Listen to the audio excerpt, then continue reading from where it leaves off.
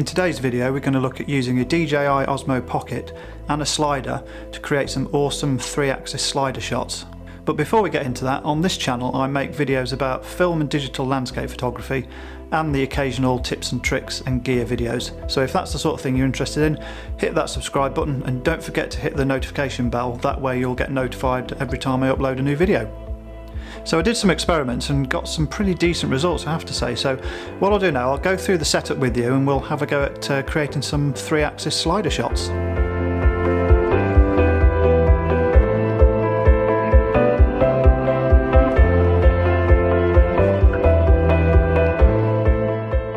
So the way we're going to make this work then is by taking advantage of the active track feature on the Osmo Pocket. So what we'll do, we'll get a subject set up and then we can fix the target onto a part of that subject with the active track, and then as the Osmo Pocket moves across the slider it will give us a really dynamic camera movement.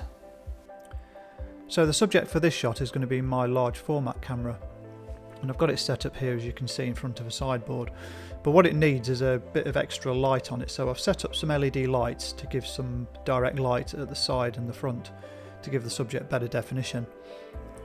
This will give us a more contrasty area for the active track system to lock onto.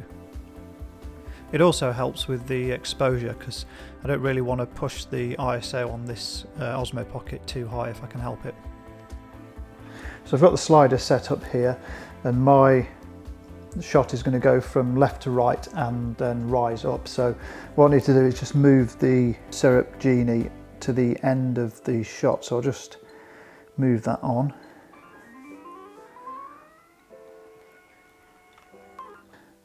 Okay, so what I'm going to do now is activate the active track by drawing round the lens board there. So that's going to be the target that gets tracked throughout this shot. So what I'll do now, I'll backtrack the Genie to the start of the slider and we'll see what happens. So this will give me an opportunity to review what the movement looks like as well. So let's just take it back to the beginning and then we'll get ready to do the recording.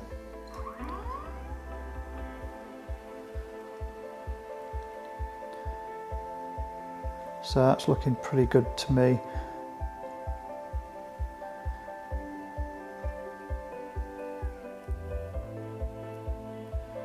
Okay, right, so I'll set this thing running. So we'll start the video rolling. So that's tracking the lens board now, so we'll just start this going.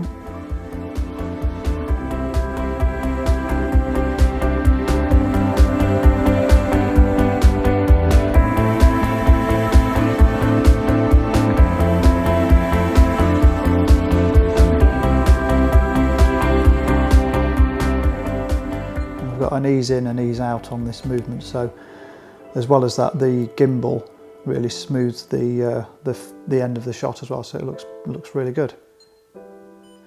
And then I'll just go and review this. Just to make sure I'm happy.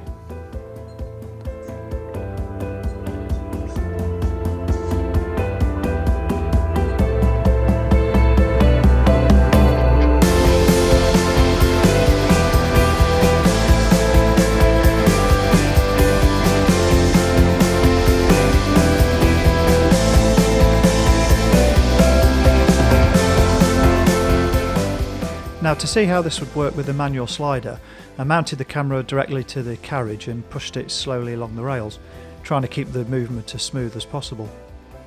It certainly takes a lot of practice, but I think the gimbal certainly helps out here to smooth the footage.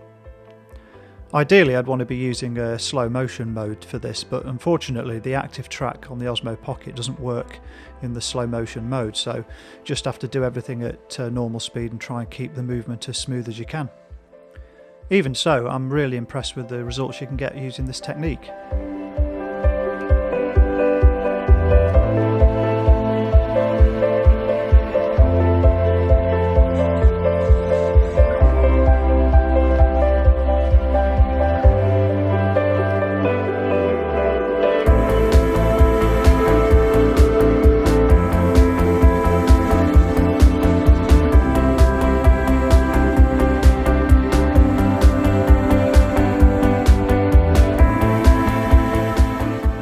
So that's how you can use an Osmo Pocket in conjunction with the slider to create some really dynamic footage. Hope you enjoyed the video, and if you've got any questions at all, please ask away in the comments section below. Once again, thanks very much for watching, and hope to see you on the next one.